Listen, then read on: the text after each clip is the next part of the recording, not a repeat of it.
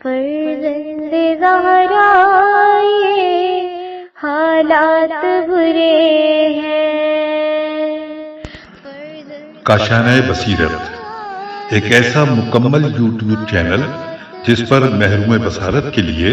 بالخصوص اور تمام افراد کے لیے بالعموم سینکڑوں کی تعداد میں اسلامی کتب دستیاب ہیں۔ لہذا گزارش ہے کہ آپ اپنی ذمہ داری نبھاتے ہوئے کاشانہ بصیرت کو سبسکرائب کرنے کے ساتھ ساتھ بیل آئیکن کو پریس کیجئے تاکہ آپ علم کے حصول کے ساتھ ساتھ مذہب اہل بیت کی اشاعت میں بھی اہم کردار ادا کرتے رہیں۔ کاشانہ بصیرت۔ فرزند زہرا یہ حالات برے ہیں۔ بسم اللہ الرحمن الرحیم۔ السلام علیکم۔ یہ کتاب آپ کے لیے کاشانہ بصیرت کی یوٹیوب چینل کی جانب سے ریکارڈ کی جا رہی ہے۔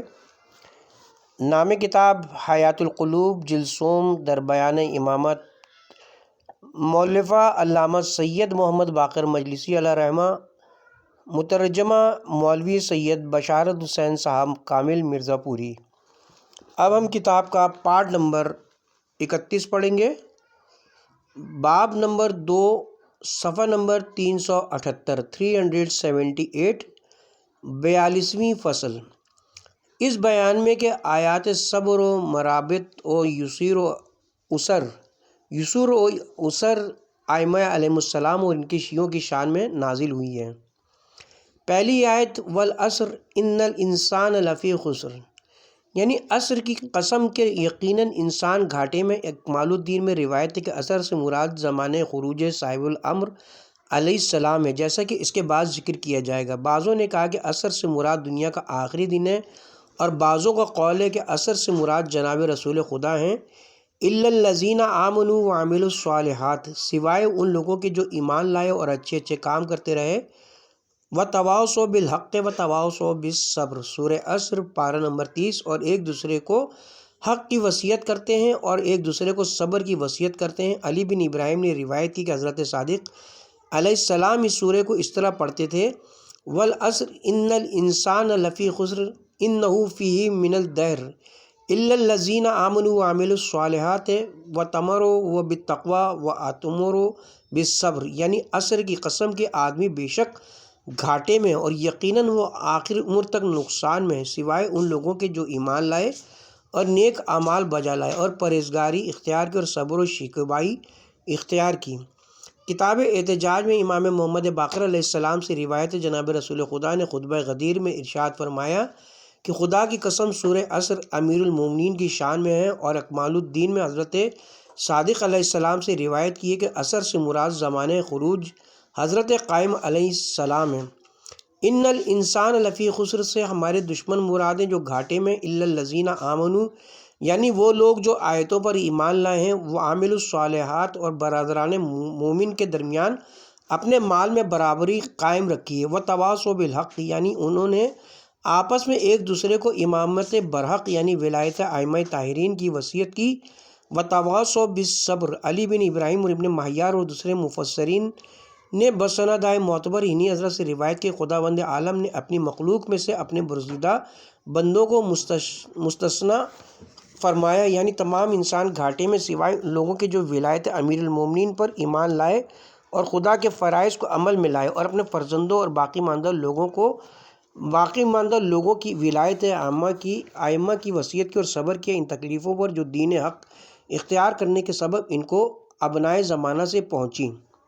دوسری آیت پارہ نمبر 4 سورہ آل عمران آیت نمبر 200، یعنی اے ایمان والو صبر و شکیبائی اختیار کرو اور دشمن کے مقابلے کے لیے آمادہ رہو، اور عذاب خدا سے پرہیز کرو تاکہ نجات پاؤ۔ اکثر مفسروں نے کہا ہے کہ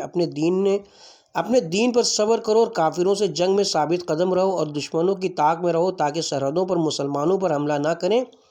ابن بابویہ وغیرہ نے حضرت صادق علیہ السلام سے روایت کی کہ مصیبتوں پر صبر کرو اور مخالفوں سے تقیہ کے سبب صبر کرو، اور اس امام سے جدا مت ہو جو تمہارا پیشوا ہے۔ اور عیاشی نے انہی حضرت سے روایت کی کہ گناہوں کو ترک کرنے پر اور خدا کی عبادتوں میں جو تکلیف پہنچے ان سب پر صبر کرو اور راہ خدا میں ربط قائم رکھو۔ جو اس نے اپنے اور اپنی مخلوق کے درمیان قرار دیا اور جو ہماری فکر میں رہے اور ہمارا انتظار کرتا رہے، تو ایسا ہے جیسے کہ اس نے پیغمبر خدا کی حمایت میں جہاد کیا، اور پرہیزگاری خدا سے مراد یہ کہ لوگوں کو اچھی باتوں کا حکم کرے اور برائیوں سے منع کرے، اور ظلم سے بدتر کون سا منکر برائی ہے جو اس امت نے ہم پر کیا اور ہم کو شہید کیا۔ نیز بسند دیگر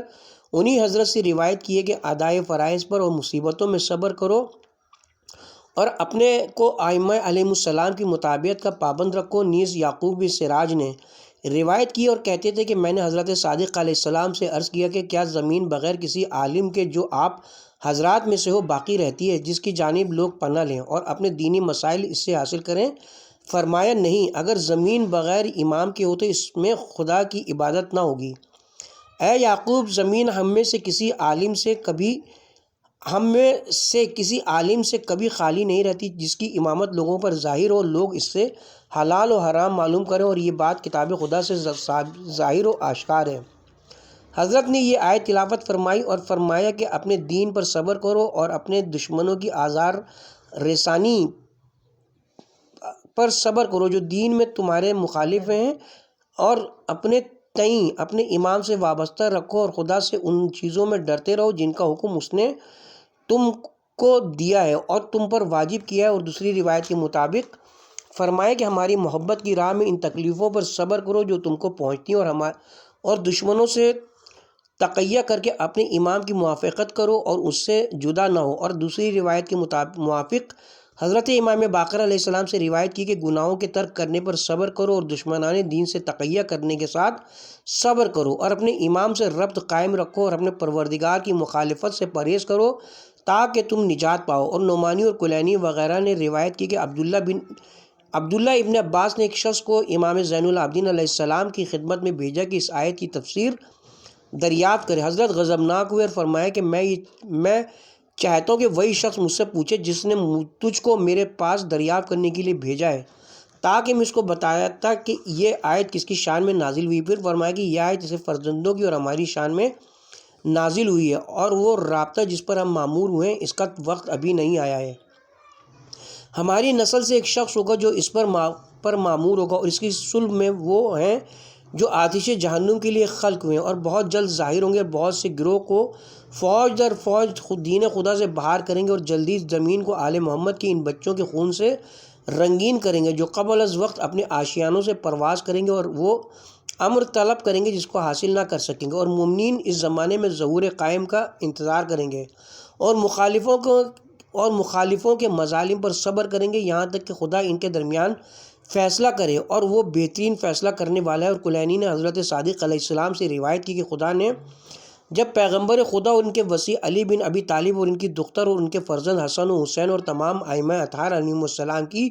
پاک روحوں کو اور ان کے شیعوں کی روحوں کو خلق کیا، اور ان کے شیعوں سے عہد لیا کہ دشمنوں کے جور و ظلم پر صبر کریں گے اور تقیہ اختیار کریں گے، اور ائمہ علیہم السلام کی مطابعت سے دستبردار نہ ہوں گے اور ان کی مخالفت سے پرہیز کریں گے۔ تیسری آیت پارہ نمبر 30 سورہ قصص، پارہ نمبر 20 سورہ قصص، آیت نمبر 54 و 55، یعنی اس گروہ کو دوہرا اجر دیا جائے گا اس لیے کہ وہ صبر کرتے ہیں اور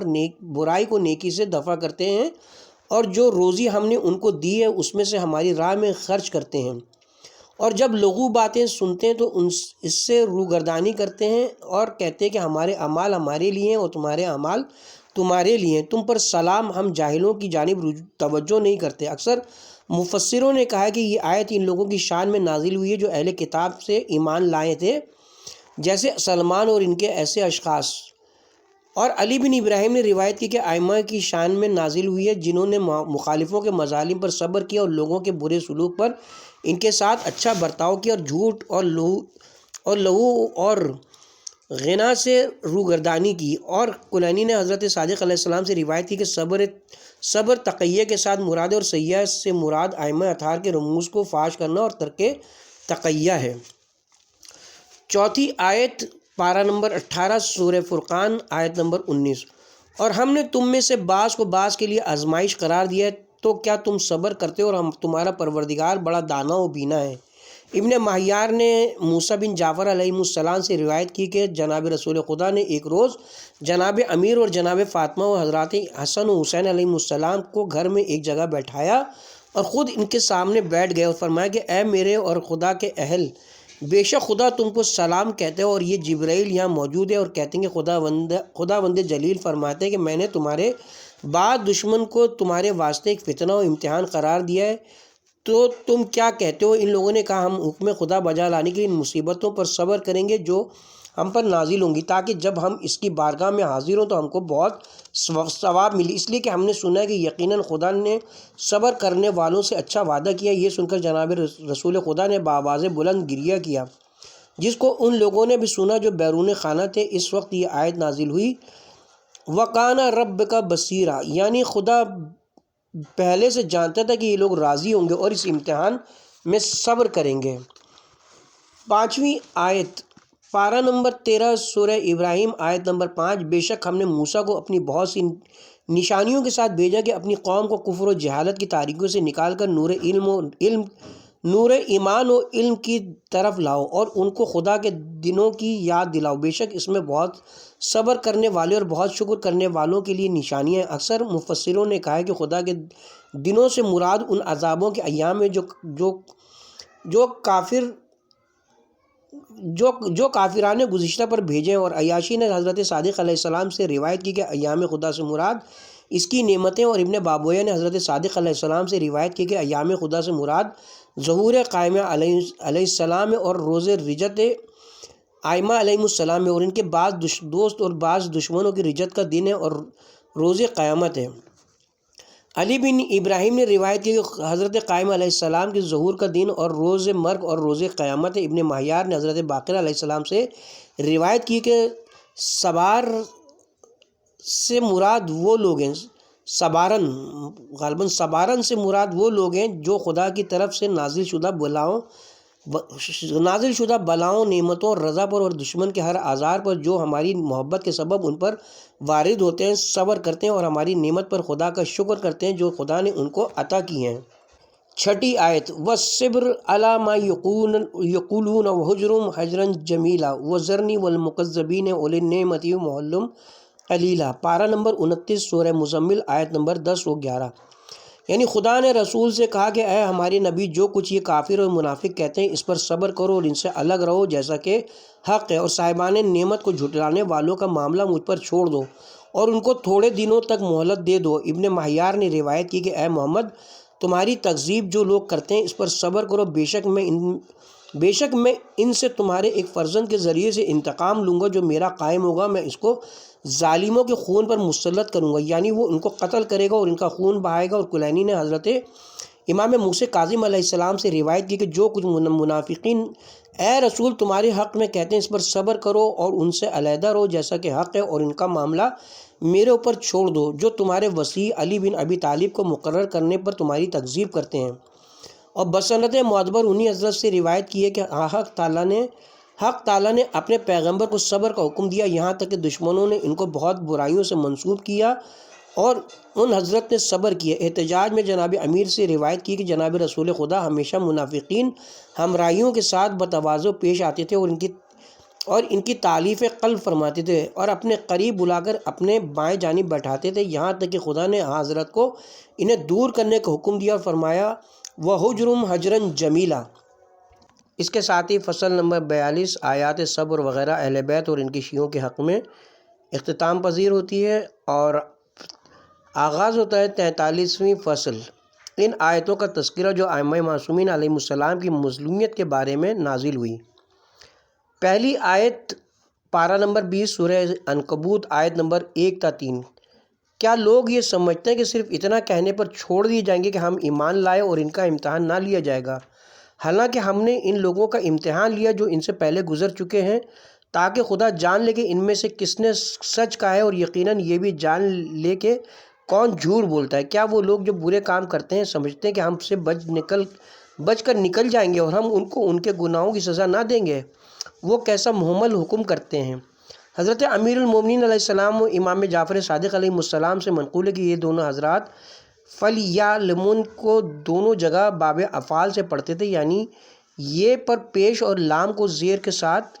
یعنی فل یا لمنا حدیثوں میں وارد ہے کہ دونوں آیتیں جناب رسول خدا کے بعد کے فتنے سے متعلق ہیں جو جناب امیر کی خلافت غضب کرنے کے سلسلے میں کیا گیا کہ وہ لوگ جنہوں نے غدیر خم میں امیر المومنین کو وصی رسول مان کر بیعت کی تھی دنیا کے تابع ہو گئے اور بیعت کو توڑ ڈالا اور مومن و منافق ایک دوسرے سے الگ نمایاں ہو گئے، جیسا کہ شیخ مفید نے ارشاد میں روایت کی کہ جب مخالفین نے امیر المومنین نے دوسروں کے ہاتھ پر بیعت کر لی تو ایک شخص امیر المومنین کی خدمت میں آیا جبکہ وہ حضرت بیلچہ ہاتھ میں لیے جناب رسول خدا کی قبر مطہر درست کر رہے تھے۔ اس شخص نے کہا سب نے ابو بکر کے ہاتھ پر بیعت کر لی اور انصار کے درمیان چونکہ اختلاف ہو گیا اس لیے وہ رہ گئے، اور جماعت خلفاء نے جن میں منافقتیں تھیں اور جبراً ایمان لائے تھے موقع کو غنیمت سمجھ کر جلد ابو بکر کی بیعت کر لی تاکہ ایسا نہ ہو کہ خلافت آپ کو مل جائے۔ جب وہ یہ سب کہہ چکا حضرت نے بیلچہ ہاتھ سے رکھ دی اور انہی آیتوں کی تلاوت کی، اور ابن مہیار نے جناب امام حسین علیہ السلام سے روایت کی کہ جب آیہ کریمہ الف لام میم حسب الناس نازل ہوئی جناب امیر نے دریافت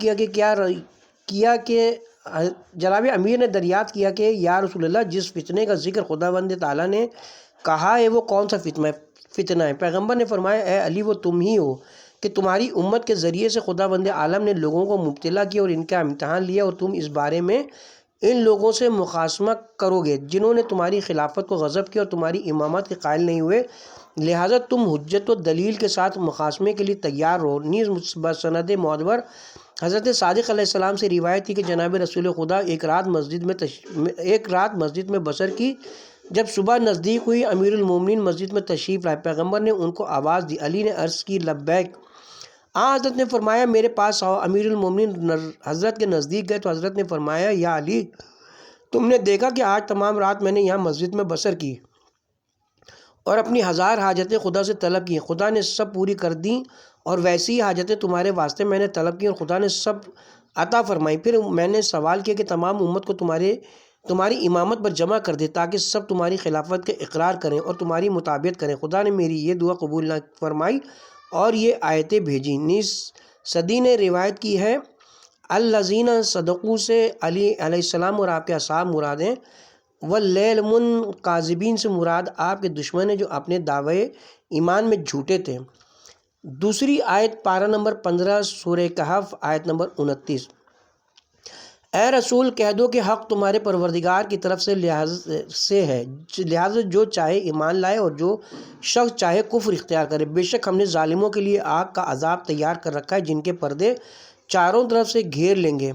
کلینی اور علی بن ابراہیم اور عیاشی نے بسند معتبر حضرت باقر و صادق علیہ السلام سے روایت کی کہ حق سے مراد ولایت علی بن ابی طالب اور ظالمین سے مراد آل محمد علیہ السلام پر ظلم کرنے والے ہیں، اور آیت اس طرح نازل ہوئی ہے یعنی ہم نے ان ظلم کرنے والوں کے لیے جنہوں نے آل محمد کا حق غضب کیا جہنم کی آگ تیار کر رکھی ہے۔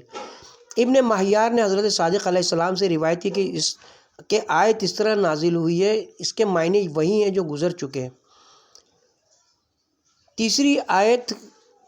پارہ نمبر 17 سورہ حج آیت نمبر 39، ان کو کافروں سے جہاد کی اجازت دی گئی جن سے کفار لڑتے ہیں، اس لیے کہ ہم سے کفر کرنے والوں نے ان پر ظلم کیا ہے، بے شک خدا ان کی مدد کرنے پر قادر ہے جو ناحق اپنے گھروں سے نکالے گئے اور سوائے اس کے ان کا قصور نہیں تھا کہ وہ کہتے تھے کہ ہمارا پروردگار خدا ہے۔ علی بن ابراہیم نے کہا ہے کہ یہ آیتیں امیر المومنین و جعفر طیار و حمزہ کی شان میں نازل ہوئی ہیں۔ اس کے بعد امام حسین علیہ السلام کے بارے میں جاری ہے والذین اخرجوا من دیارہم بغیر حق، امام حسین علیہ السلام کی شان میں نازل ہوئی ہے کہ یزید پلید نے لوگوں کو بھیجا کہ ان حضرت کو پکڑ کر شام لے جائیں، تو اس کے خوف سے حضرت مدینے سے کوفے کی جانب گئے اور کربلا میں شہید ہو گئے۔ اور بسند حسن مثل صحیح حضرت صادق علیہ السلام سے روایت کی ہے، آپ نے فرمایا کہ اہل خلاف کہتے ہیں کہ پہلی آیت جناب رسول خدا کی شان میں نازل ہوئی ہے، جبکہ کافران قریش نے ان کو مکے سے باہر نکالا۔ امام نے فرمایا ایسا نہیں ہے، بلکہ اس آیت سے مراد حضرت صاحب امر صلوات اللہ علیہ ہیں۔ جس وقت کہ امام حسین علیہ السلام کے خون کا انتقام لینے کے لیے خروج کریں گے اور کہیں گے کہ ہم ان حضرت کے ولی ہیں کہ ان کے خون کا انتقام لیتے ہیں۔ اور ابن شہر عاشوب نے حضرت باقر علیہ السلام سے روایت کی ہے کہ الذین اخرجوا من دیارہم ہماری شان میں نازل ہوئی ہے، اور ابن ماہیار نے حضرت قاسم علیہ السلام سے روایت کی کہ یہ آیتیں ہماری شان میں نازل ہوئی ہیں۔ اور دوسری سند سے حضرت امام محمد باقر علیہ السلام سے روایت کی کہ یہ آیتیں امام حسن و امام حسین علیہ السلام کی شان میں نازل ہوئی ہیں۔ نیز انہی حضرت سے روایت کی کہ حضرت قائم علیہ السلام اور آپ کے اصحاب کی شان میں نازل ہوئی ہیں۔ اور مجموع بیان میں حضرت صادق علیہ السلام سے روایت کی کہ یہ آیت مہاجرین کے حق میں نازل ہوئی اور تمام آل محمد کے حق میں نازل ہوئی اور تمام آل محمد کے حق میں جاری ہوئی ہے، کیونکہ ان حضرات کو شہر سے ظالموں نے باہر نکالا اور ہمیشہ ان میں سے ہر ایک نے تقیہ اور خوف کے عالم میں بسر کی۔ چوتھی آیت سورہ بقرہ پارہ نمبر 1 سورہ بقرہ آیت نمبر 58 و 59، یعنی اس وقت کو یاد کرو جب کہ ہم نے بنی اسرائیل سے کہا کہ اس شہر یعنی بیت المقدس یا ایریا میں داخل ہو اور اس میں سے فراوانی کے ساتھ نعمتیں کھاؤ جو چاہو، اور اس شہر کے دروازے سے خضوع کے ساتھ سجدہ کرتے ہوئے داخل ہو، اور دعا کرتے رہو کہ خداوندہ ہم کو بخش دے تاکہ ہم تمہارے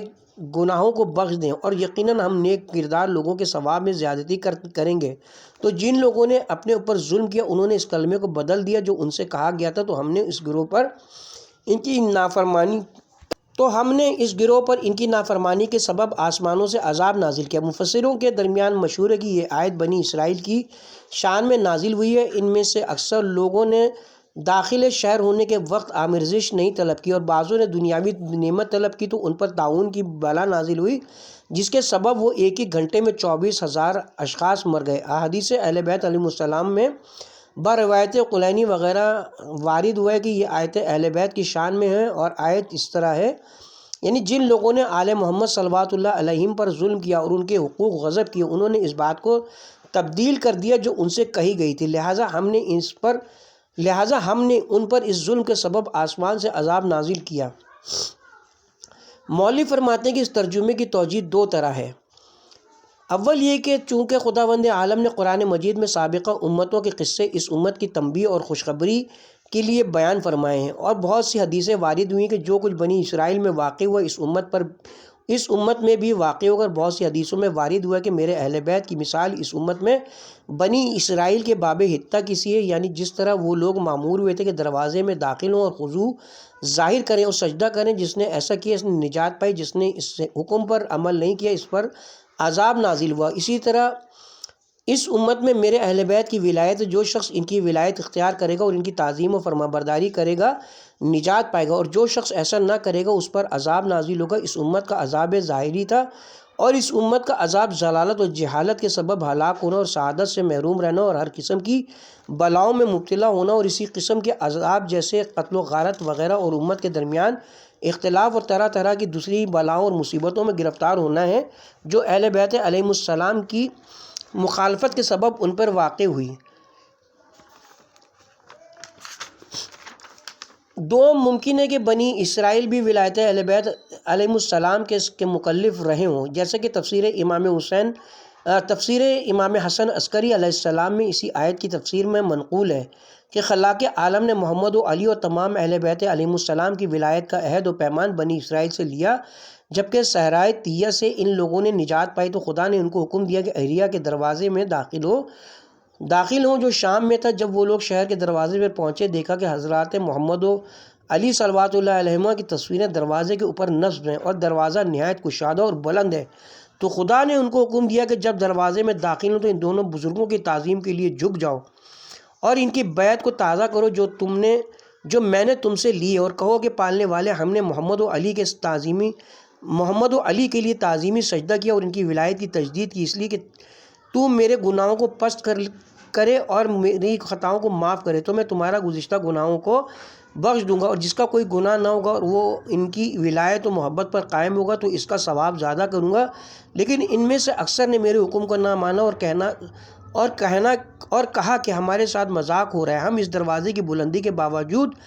کیوں خم ہوں اور جن کو نہیں دیکھا ان کی تعظیم کیوں کریں۔ پھر ان لوگوں نے دروازے کی جانب پشت کیا اور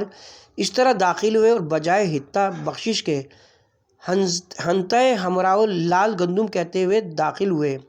یہ ہمارا حاصل کیا ہوا ہمارے واسطے اس سے بہتر ہے جس کی ہم کو تکلیف دی جا رہی ہے۔ تب خدا نے آسمان سے وہ عذاب جو ان کے لیے مقرر تھا ان پر نازل کیا، جس سے ایک روز سے کم میں تعاون میں ان کے 1,20,000 اشخاص مر گئے، اور وہ ایسے لوگ تھے جن کو خداوند عالم جانتا تھا کہ وہ ایمان نہیں لائیں گے اور ان کی نسل سے کوئی مومن پیدا نہ ہوگا۔ حدیث تمام ہوئی، اور ان 2 آیتوں کی بنا پر کسی اور تعویل کی ضرورت نہیں ہے۔ 5ویں آیت سورہ بقرہ پارہ نمبر 1 آیت نمبر 34، یعنی کہ یاد کرو اس وقت کو جب کہ ہم نے فرشتوں سے کہا کہ آدم کو سجدہ کرو، تو سب نے سجدہ کیا، لیکن شیطان نے انکار کیا اور غرور کیا اور کافروں میں سے ہو گیا۔ کلینی نے بسند معتبر حضرت موسیٰ بن جعفر علیہ السلام سے روایت کی ہے کہ جب جناب رسول خدا صلی اللہ علیہ وسلم نے خواب میں دیکھا کہ خلفائے جور اور بنی امیہ میرے ممبر پر چڑھ رہے ہیں، تو حضرت کو بہت صدمہ ہوا کہ ان کے بعد ان کے وسیع کے حق کو غضب کریں گے۔ اس وقت خدا نے اس آیت کو ان حضرت کی تسلی کے لیے نازل کیا اور ان کو وحی کی کہ اے محمد، میں نے حکم دیا اور انہوں نے میری اطاعت نہ کی، لہٰذا تم رنج نہ کرنا جبکہ وہ لوگ تمہارے وسیع کے حق میں تمہاری اطاعت نہ کریں۔ 6 آیت پارہ نمبر 6 سورہ نساء آیت نمبر 168 تا 170، 168 تا 170، یعنی جن لوگوں نے کفر اختیار کیا اور ظلم کیا تو خدا ان کو کبھی معاف نہ کرے گا اور نہ جہنم کی راہ کے سوا کوئی اور راہ دکھائے گا جس میں وہ ہمیشہ رہیں گے، اور یہ امر خدا پر آسان ہے۔ اے انسانوں، تمہارے پاس تمہارے پروردگار کی جانب سے سچا رسول آیا ہے تو تم اس پر ایمان لاؤ، یہ تمہارے لیے بہتر ہے۔ اگر تم نے کفر اختیار کیا تو کچھ پرواہ نہیں، جو کچھ آسمان و زمین میں سب بے شک خدا ہی کا ہے، اور خدا بڑا جاننے والا اور حکمت والا ہے۔ کلینی نے امام محمد باقر علیہ السلام سے روایت کی کہ آیت اس طرح نازل ہوئی،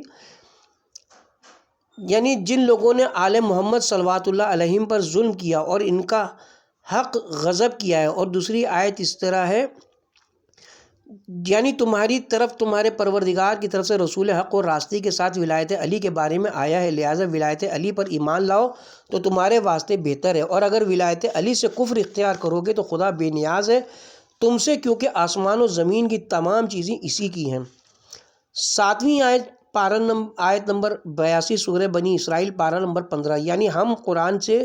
وہ نازل کرتے ہیں جو مومنوں کے لیے شفا اور رحمت ہے، لیکن ظالموں کے لیے اس سے نقصان میں اضافہ ہوتا ہے۔ ابن مہیار نے کئی سندوں کے ساتھ حضرت باقر اور صادق علیہ السلام سے روایت کی ہے کہ ظالموں سے مراد وہ لوگ ہیں جنہوں نے آل محمد پر ظلم کیا ہے، اور آیت اس طرح نازل ہوئی ہے،